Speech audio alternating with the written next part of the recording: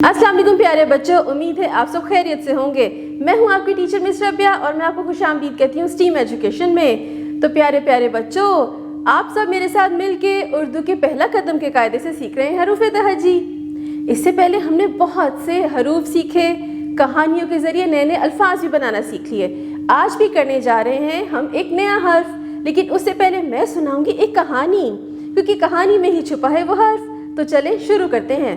नन्हे दोस्तों, ये है हिरन और हाथी की कहानी। एक जंगल में एक हिरन और हाथी रहा करते थे।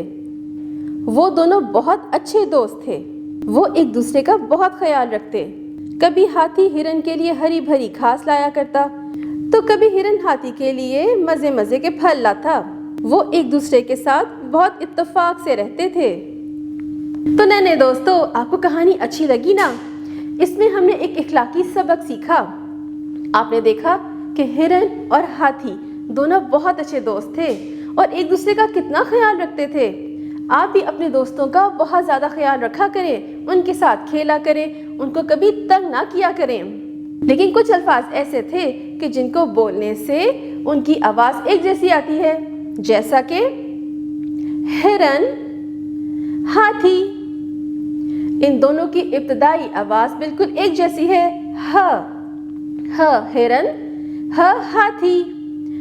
तो प्यारे बच्चों, यही है आपका आज का सबक। अब हम देखते हैं कि ये ह दिखता कैसा है, इसको लिखते कैसे हैं, और जानेंगे किताब में ह के बारे में। तो अपनी स्क्रीन पे देखिए, ये है आज का आपका नया सबक, आपका नया दोस्त। हे ह, हे खाली हे कहता है ह। हे के ऊपर ना तो कोई नुक्ता होता है, ना ही छोटी तोएं। अब अपनी किताब खोलिए और हम मजीद जानेंगे हे के बारे में। तो नन्हे दोस्तों, अपनी किताब का ये सफ़ा देखिए। सबसे पहले तो देखें ये बड़ा सा क्या लिखा हुआ है। आपका आज का नया दोस्त, नया हर्फ हे, और इसकी इब्तिदाई आवाज़ क्या है? ह।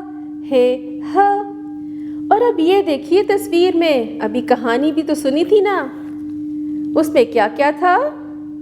शाबाश, उसमें दो जानवर थे जो कि बहुत गहरे दोस्त थे, हिरन और हाथी।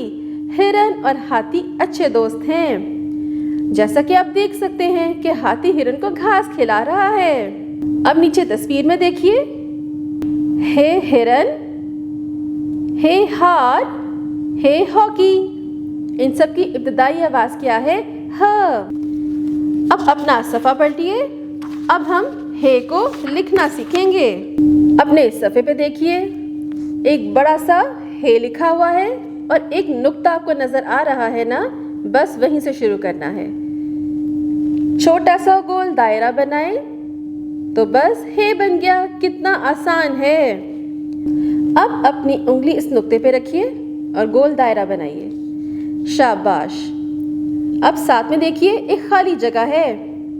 आपने अपने हाथ का निशान बनाना है इस पे। हाथ। अपने हाथों पे पेंट लगाइए और हाथ का निशान बनाइए।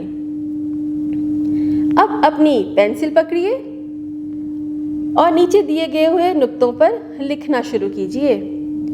हे ह, काले नुक्ते से शुरू कीजिए और गोल दायरा बनाएं। अब नीचे देखें, बगैर किसी की मदद के आप खुद हे लिखेंगे, क्योंकि अब आपको तो लिखना आ गया। तो प्यारे दोस्तों, आपको आज का सबक अच्छा लगा ना?